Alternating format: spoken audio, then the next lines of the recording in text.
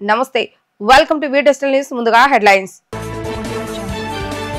ఆరోగ్య శాఖపై ముఖ్యమంత్రి నారా చంద్రబాబు నాయుడు సమీక్ష రాష్ట్రంలో కొత్తగా 13 డి అడిక్షన్ సెంటర్లు ఏర్పాటు చేయాలని అధికారులకు ఆదేశం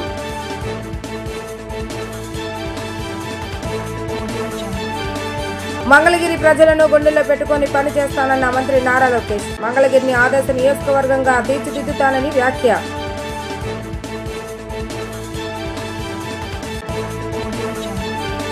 ఫ్లాట్ బుకింగ్ సేవలను ప్రారంభించిన మంత్రి అనగాని సత్యప్రసాద్ 2 నెలల్లో రాజముద్రతో రైతుకు పాస్ పుస్తకాలు అందజేస్తామని వెల్లడి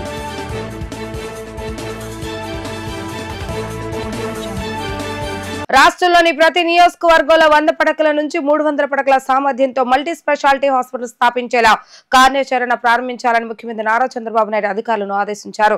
మొత్తం 175 నియోజకవర్గాలు గాను 100 పడకలకు పైగా సామర్థ్యం ఉన్న హాస్పిటల్ ఇప్పటికే 70 వరకు ఉన్నాయని, మిగిలిన 105 నియోజకవర్గాల్లో మల్టీ స్పెషాలిటీ హాస్పిటల్స్ నిర్మాణం జరిగేలా త్వరితగతిన చర్యలు తీసుకోవాలని తెలిపారు. సచివాలయంలో ఆరోగ్య శాఖపై సమీక్ష నిర్వహించిన ముఖ్యమంత్రి నారా చంద్రబాబు నాయుడు రాష్ట్రంలో వైద్య సేవలను మరింతగా విస్తృతపరచాలని చెప్పారు. BBB పద్ధతిలో హాస్పిటల్ నిర్వహించేలా ఆలోచన చేయాలని, ఇందుకోసం ముందుకొచ్చే సంస్థలకు పరిశ్రమల తరహాలోని సబ్సిడీలు ఇచ్చే విధానం రూపొందించాలని చెప్పారు. అమరావతిలో మెగా గ్లోబల్ మెడిసిటీ ప్రాజెక్టు ఏర్పాటు చేసేందుకు చర్యలు తీసుకోవాలని అన్నారు. ప్రపంచ దేశాలని వైద్యం కోసం అమరావతి వచ్చేలా అంతర్జాతీయ స్థాయిలో తీర్చిదిద్దాలని చెప్పారు. గేట్స్ ఫౌండేషన్ సహకారంతో రాష్ట్రంలో అత్యుత్తమ వైద్య సేవలు అందించాలని అధికారులకు తెలియజేశారు. PHC, CHC స్థాయిలో వైద్యులు అందుబాటులో లేని సమయంలో రోగులకు వర్చువల్ విధానంలో ప్రాథమిక సేవలు అందేలా చూడాలన్నారు. క్యాన్సర్ స్క్రీన్ ప్రక్రియపై ముఖ్యమంత్రి సమీక్షించారు. 32.5 కోట్లతో 25 డ్రగ్ డి అడిక్షన్ సెంటర్లను బలోపేతం చేయడంతో పాటు కొత్తగా మరో 13 డ్రగ్ డి అడిక్షన్ సెంటర్లను ఏర్పాటు చేయాలని స్పష్టం చేశారు. అలాగే ఏజెన్సీ ఏరియాలోని PHCలో వైద్య ఖాళీల భర్తీ, విజయనగరంలో కొత్తగా 8 డయాలసిస్ సెంటర్ల ఏర్పాటు, NTR, విజయనగరం, బాపట్ల జిల్లాలో డయాలసిస్ మెషిన్లను పెంచడం, కొవ్వూరు, నిడదవోలు CHCలను అప్గ్రేడ్ చేయడం తదితర అంశాలపై మార్గదర్శకాలు జారీ చేశారు. మంగళగిరి ప్రజలను గుండెల్లో పెట్టుకుని చూసుకుంటానంటూ ఏ సమస్య వచ్చినా పరిష్కరించే బాధ్యత తాను తీసుకుంటానని మంత్రి నారా లోకేష్ హామీ ఇచ్చారు. స్వచ్ఛ భారత్ లో మంగళగిరిని ఆదర్శ నియోజకవర్గంగా తీర్చిదిద్దుతానని అన్నారు. స్వచ్ఛ మంగళగిరి కోసం ప్రజలందరి సహకారాలు అవసరమని తెలిపారు. మంగళగిరిలో 2వ రోజు మంత్రి నారా లోకేష్ మన ఇల్లు మన లోకేష్ కార్యక్రమాన్ని ప్రారంభించారు. పేదలకు స్వయంగా శాశ్వత ఇంటి పట్టాల పంపిణీ చేపట్టారు. ఈ సందర్భంగా మంత్రి నారా లోకేష్ మాట్లాడుతూ తన పోటీ సీఎం చంద్రబాబు నాయుడుతో అని, ప్రతి విషయంలోనూ ఆయనతో పోటీ పడేందుకే ప్రయత్నిస్తానని వెల్లడించారు.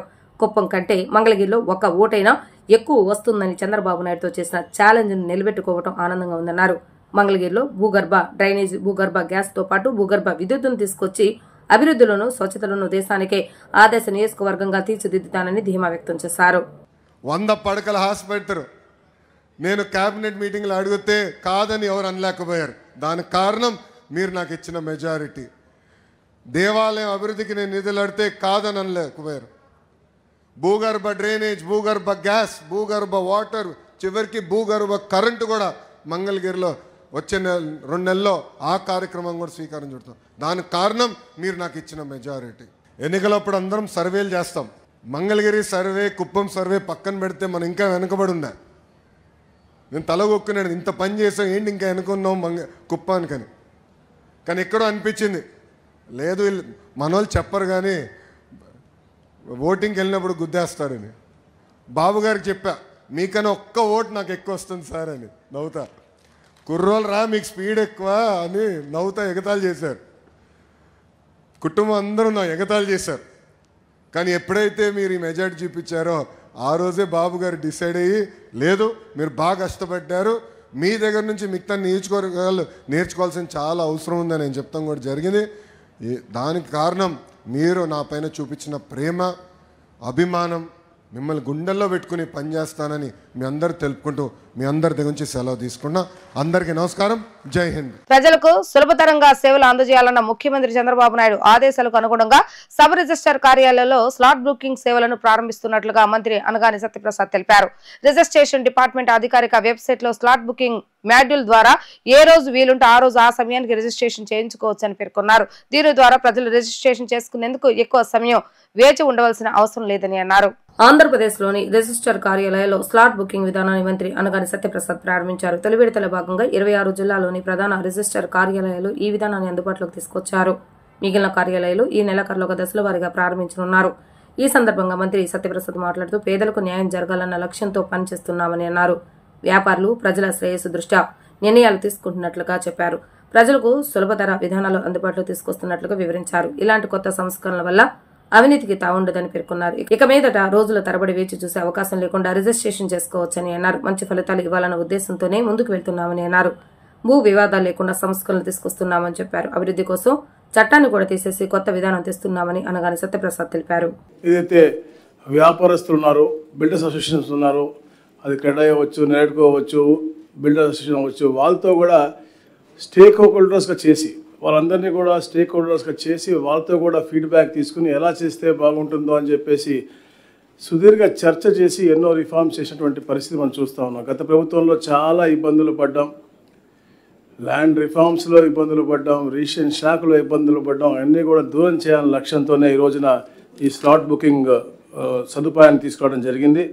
ఎందుకంటే ఈ వెబ్సైట్లో ఈ స్లాట్ బుకింగ్ మాడ్యూల్ ద్వారా ఏ రోజు వీలుంటే ఆ రోజు, అంటే వెళ్ళి గంటల తరబడి రోజుల తరబడి నుంచుని వెనక్కి వెళ్ళిపోయే పరిస్థితి మనం చూసాం.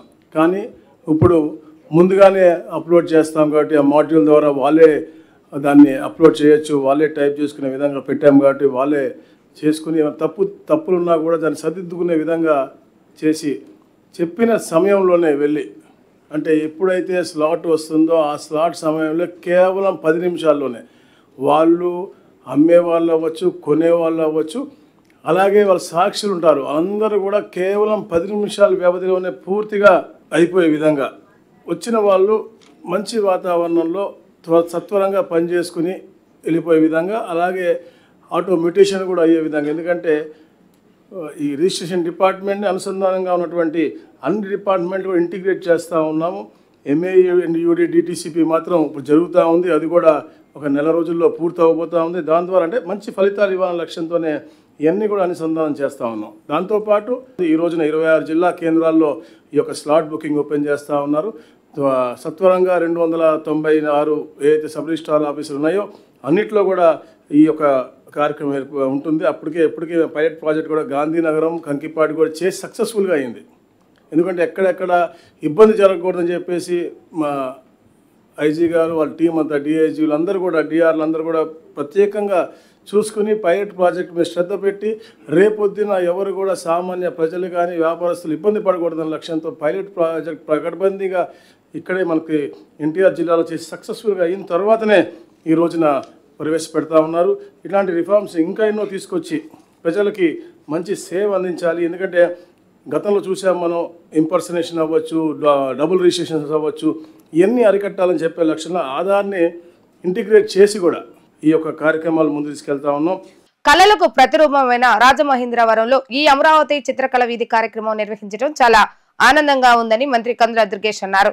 భవిష్యత్తులో రాష్ట్ర వ్యాప్తంగా మరిన్ని గొప్ప సాంస్కృతిక కార్యక్రమాలు నిర్వహించడానికి కృషి చేస్తామని ఆయన స్పష్టం చేశారు.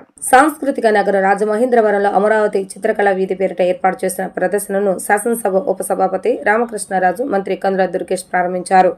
సృజనాత్మకత సాంస్కృతిక విభాగం రాష్ట్ర చైర్పర్సన్ తేజస్విని ఆధ్వర్యంలో ఆర్ట్స్ కళాశాల, సెంట్రల్ జైల్, ప్రభుత్వ హాస్పిటల్ రహదారిలో చిత్రకళ ప్రదర్శన స్టాల్ 450కి పైగా ఏర్పాటు చేశారు. 600కి పైగా కళాకారులు తెలుగు రాష్ట్రాలతో పాటు దేశంలోని వివిధ ప్రాంతాల నుంచి వారు తమ కొంచెం నుంచి జాలువారిన చిత్రపటాలను ప్రదర్శనలో ఉంచారు. ఈ సందర్భంగా మంత్రి కందుల దుర్గేష్, రఘురామకృష్ణరాజు మాట్లాడుతూ కూటమి ప్రభుత్వం అధికారంలోకి వచ్చాక పర్యాటక సాంస్కృతిక శాఖ ఆధ్వర్యంలో కళలు, సాంస్కృతిక ప్రోత్సాహంపై ప్రత్యేక దృష్టి పెట్టిందని అభిప్రాయపడ్డారు. గోదావరి తీరంలో సాంస్కృతిక నగర రాజమహేంద్రవరంలో కళాకారులను ప్రోత్సహించేందుకు ఇలాంటి అద్భుతమైన వేదికను ప్రభుత్వం ఏర్పాటు చేస్తుందని వారు చెప్పారు. పేదవాడి కంట కన్నీరు తొలగడమే లక్ష్యంగా రాజకీయాల్లోకి వచ్చి ఆ తరహా రాజకీయాన్ని ముందుకు తీసుకెళ్తున్నటువంటి కొన్నిదల కొనసాగం శ్రీ పవన్ కళ్యాణ్ ఈ రాష్ట్రంలో సాంస్కృతిక వైభవాన్ని ముందుకు తీసుకెళ్ళడానికి చేస్తున్న ప్రయత్నంలో భాగంగా ఇవాళ రాజమండ్రిలో ఈ కార్యక్రమాన్ని నిర్వహించుకుంటున్నాం. బెంగళూరులో చూసొచ్చారు తేజస్విని గారు, అక్కడ కూడా ఇలాగే చిత్రకళా సంస్థ అనేటువంటి పేరుతోటి రోడ్డు మీద ఈ చిత్రకళలకు సంబంధించినటువంటి అనేక రూపాలని ప్రదర్శించి ప్రజలను ఆకట్టుకోవడం చూసి నాతో డిస్కస్ చేశారు. నేను కూడా చెప్పాను, మనం తప్పనిసరిగా చేద్దాం, దానికి వేదిక కూడా 100% సాంస్కృతిక రాజధాని అయినటువంటి రాజమహేంద్రవరం చెప్పడం జరిగింది. ఇక్కడ మీకు తెలుసు ఆ రోజున అద్భుతమైన వ్యక్తుల్ని ప్రసాదించి అలాంటి సాంస్కృతిక కార్యక్రమాలకి పదవలేదు. ఎప్పుడూ కూడా అద్భుతమైనటువంటి కళారూపాన్ని ఈ రాష్ట్రంలో కానీ ముఖ్యంగా రాజమండ్రిలో కానీ మనం ప్రోత్సహించేటువంటి ప్రభుత్వం ఇవాళ ఈ రాష్ట్రంలో ఉంది. అందుకే ఇవాళ మేము మీ అందరికీ మనవి చేస్తున్నాను. నేను చెప్పేది ఒకే ఒక్క మాట, ఇది కళలకి ప్రోత్సహించేటువంటి ప్రభుత్వం అనేటువంటి మాటని మీకు తెలియజెప్పదలుచుకున్నాం. అందుకే మొన్న శాసనసభ్యులు క్రీడలు కళలకు సంబంధించినటువంటి కార్యక్రమాలు జరిగినప్పుడు పక్కనే ఉన్నటువంటి రఘురామకృష్ణరాజు గారు దుర్యోధనుడి పాత్ర అద్భుతంగా పోషించారు. అదేవిధంగా నేను కూడా మన రాజమండ్రి ఖ్యాతి ఇనుమడింపజేసేలాగా బాలచంద్రుడి పాత్ర పోషించేటువంటి మాటను కూడా మీకు మనవి చేస్తూ, కళలకి కళ చేయనటువంటి ఈ రాజమండ్రిలో ఈ చిత్రకళ వీధి పేరుతోటి ఏర్పాటు చేసినటువంటి ఈ కార్యక్రమాలు మీరందరూ కూడా తిలకించండి. చాలా మంది చిత్రలేఖకులు అందరూ వచ్చి ఇక్కడ వాళ్ళందరి యొక్క ప్రదర్శనలు మనకు అందిస్తా ఉన్నారు. ఈ కల్చరల్ శాఖ అందరూ పట్టించుకోవటం మానేశారు. మరి అటువంటి దానికి మరి ప్రజల్లో కూడా ఇంకా కళాకారులు అంటే ఇంత అభిమానం ఉందని చెప్పి ఒక మచ్చు తునకల మీ రాజమహేంద్రవరం ఈ అమరావతి చిత్రకళ వీధి ఇంత సూపర్ సక్సెస్ అయినందుకు ఎంతో సంతోషిస్తూ, ఆయన చెప్పినట్టుగా కళాకారుల్ని గౌరవించాలి, కళల్ని ప్రోత్సహించాలి. కాబట్టి మరి డబ్బున్న వాళ్ళు మరి కొన్ని మంచి కళాఖండాలు కొనాలని నేను కూడా జేబులో 2 లక్షలు పెట్టుకొచ్చాను సార్, పొందామని.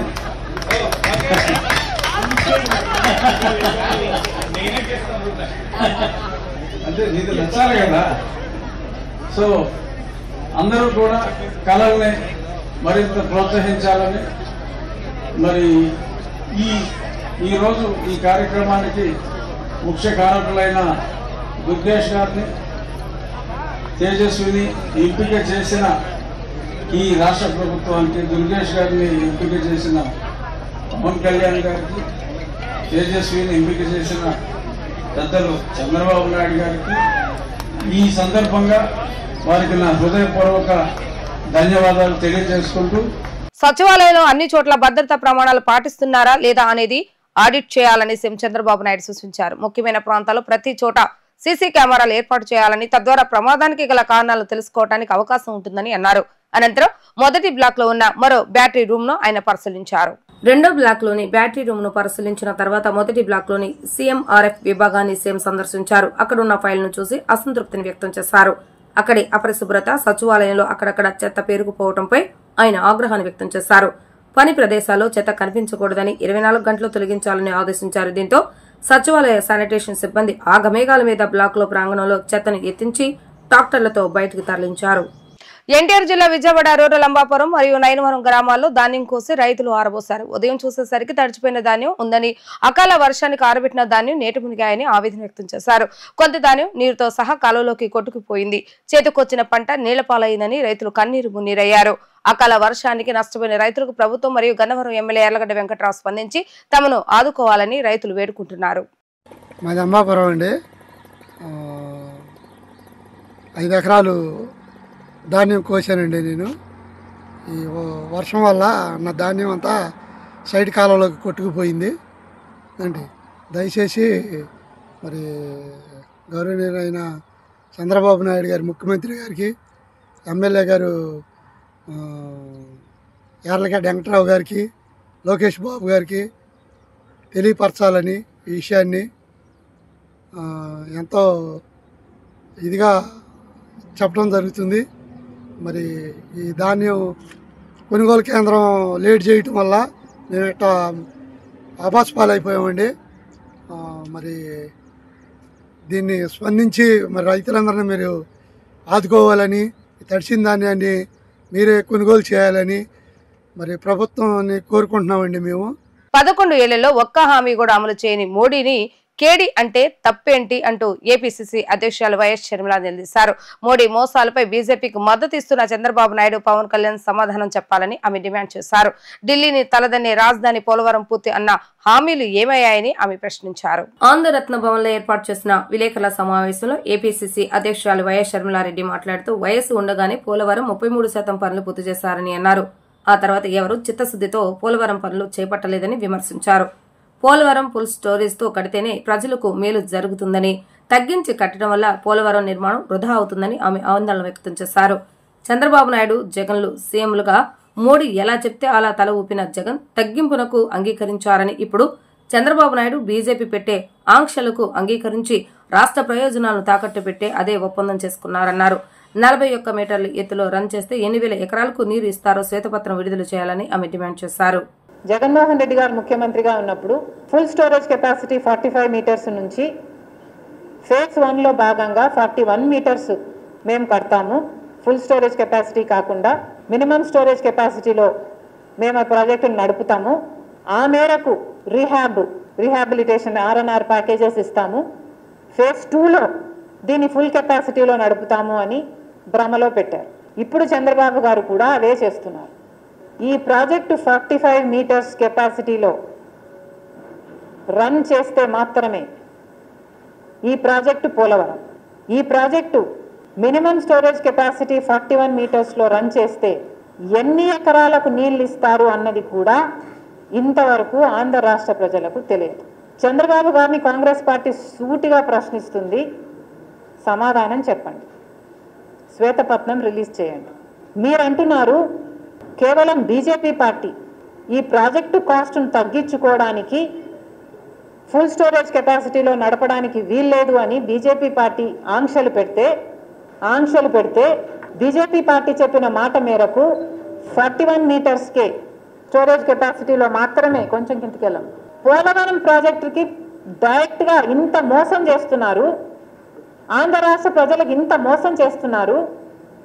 30 లక్షల ఎకరాలకు నీళ్ళిచ్చే ప్రాజెక్టు ఎత్తును స్టోరేజ్ కెపాసిటీని కుదిస్తే అసలు ప్రాజెక్టు ఒక బ్యారేజ్గా మిగిలిపోతుంది తప్పితే, ఒక లిఫ్ట్ ఇరిగేషన్గా మిగిలిపోతుంది, ఒక రిజర్వాయర్గా మిగిలిపోతుంది తప్పితే అసలు దీని పర్పసే సాల్వ్ కాదు అని తెలిసి కూడా ఒక్క ఎంపీ కూడా మాట్లాడలేదు.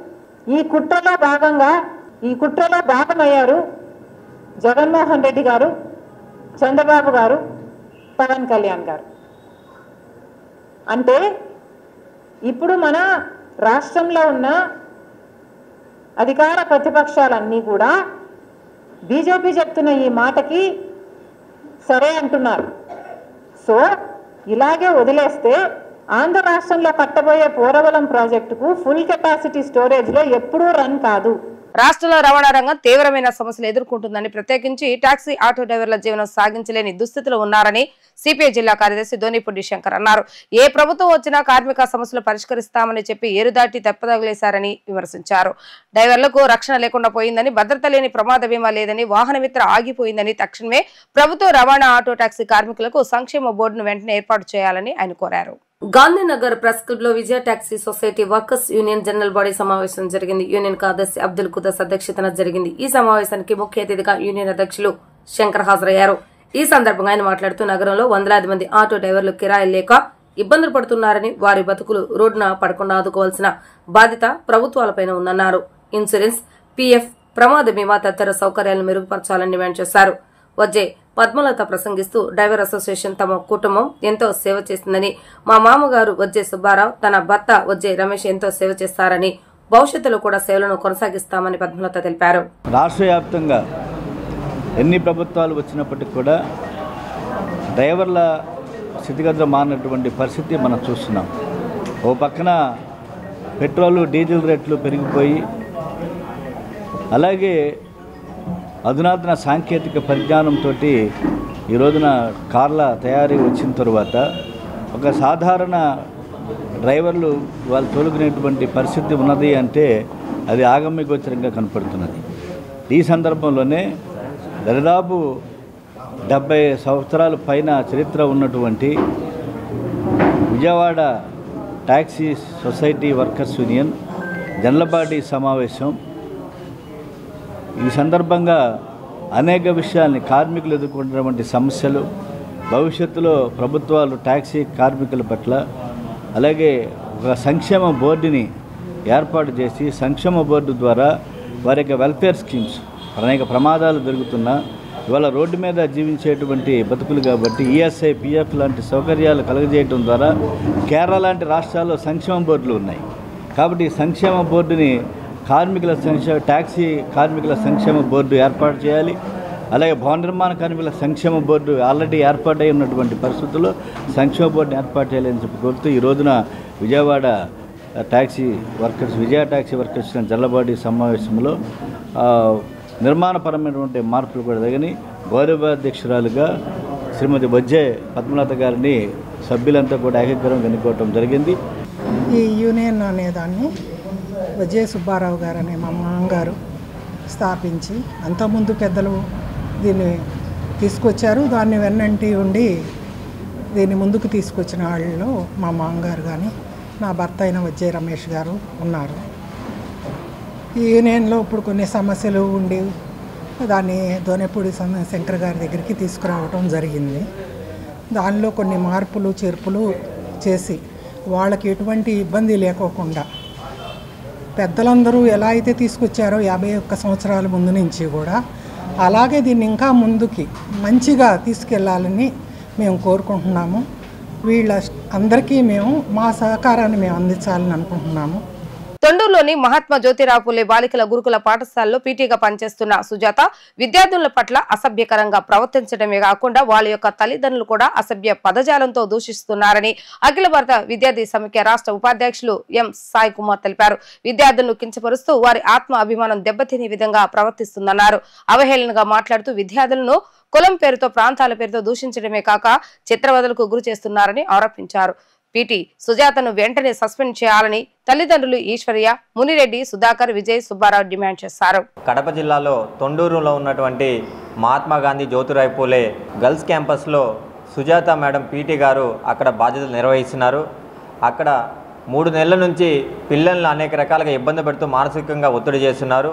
చేయని తప్పులకి వాళ్ళకి క్రమశిక్షణ చర్యలు తీసుకొని గంటల చొప్పు పనిష్మెంట్ ఇస్తూ విద్యార్థుల్ని అనేక రకాలుగా ఇబ్బంది పెడుతుంటే విద్యార్థినిల యొక్క తల్లిదండ్రులు అక్కడ ఉన్నటువంటి ఉన్నత అధికారులకు మరియు అదేవిధంగా జిల్లా కలెక్టర్ గారికి తెలియపరిచిన వెంటనే అక్కడ ఒక క్రమశిక్షణ కమిటీ అదేవిధంగా ఎంక్వైరీ కమిటీ కూడా వేసి అక్కడ పిల్లల దగ్గర నుంచి కూడా సమాచారం సేకరించి ఆ జిల్లాలో ఉన్నటువంటి కన్వీనర్ గారు పైకి మహాత్మా జ్యోతిరావు పూలే బోర్డుకి స్టేట్ బోర్డుకి కూడా అక్కడ ఉన్నటువంటి సమాచారం పంపించినప్పటికీ ఇప్పటివరకు కూడా వాళ్ళపైన ఎటువంటి చర్యలు తీసుకోకుండా నిర్లక్ష్యంగా ఇక్కడ ఉన్నటువంటి స్టేట్ బోర్డు అధికారులు వ్యవహరిస్తున్నారు.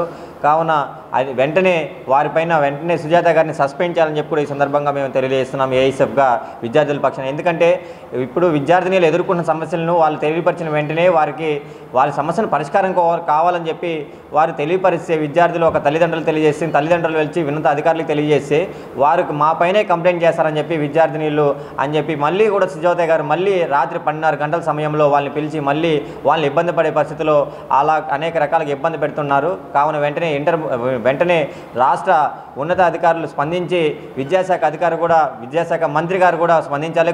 ముఖ్యంగా గురుకుల పాఠశాలలో బాలికల గురించి కూడా పెద్దవాళ్ళ వరకు కూడా అనేక రకాల గురుకుల పాఠశాలలో ఈరోజు కేజీ నుంచి పీజీ వరకు కూడా ఉన్నటువంటి విద్యార్థులందరూ కూడా చాలా రకాలుగా ఇబ్బంది పడుతున్నారు. బీసీ, ఎస్టీ, ఎస్సీ విద్యార్థులు ఈరోజు ఉచిత విద్య కోసం ఎక్కడ మెరుగైన విద్య దొరుకుతుందని చెప్పి ఈరోజు గురుకుల పాఠశాలలో కూడా చదివి వాళ్ళు ఒక ఉత్తీర్ణత శాతం పొందిన తర్వాతనే వాళ్ళకి అక్కడ సీట్లు వస్తున్నాయి. అక్కడ వెళ్ళి జాయిన్ అయిన తర్వాత ఇలాంటి వారి వల్ల ఒకరిద్దరి వల్ల ఈరోజు అలాంటి గురుకుల పాఠశాలకు కూడా ప్రతిష్ట దెబ్బతినే పరిస్థితులు ఈరోజు ఇలాంటి వారు వ్యవహరిస్తున్నారు. కావున వెంటనే వాళ్ళని సస్పెండ్ చేయాలని చెప్పి కూడా విద్యార్థుల పక్షాన తల్లిదండ్రుల పక్షాన మేము వెంటనే ఈ సందర్భంగా డిమాండ్ చేస్తున్నాం.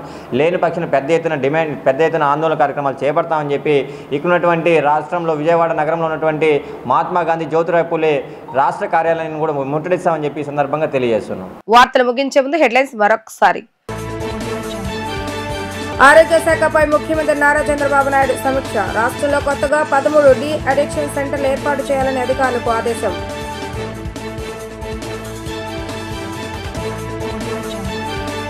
మంగళగిరి ప్రజలను గుండెల్లో పెట్టుకుని పని చేస్తానన్న మంత్రి నారా లోకేష్. మంగళగిరిని ఆదర్శ నియోజకవర్గంగా తీర్చిదిద్దుతానని వ్యాఖ్య.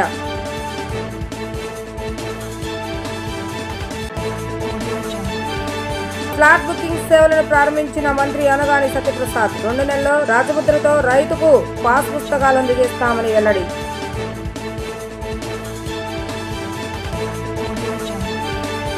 ఇవి ఈ రోజు వార్తా విశేషాలు. మళ్ళా తిరిగి ప్రసారమే వార్తలు మళ్ళీ కలుద్దాం. అంతవరకు సెలవు. నమస్కారం.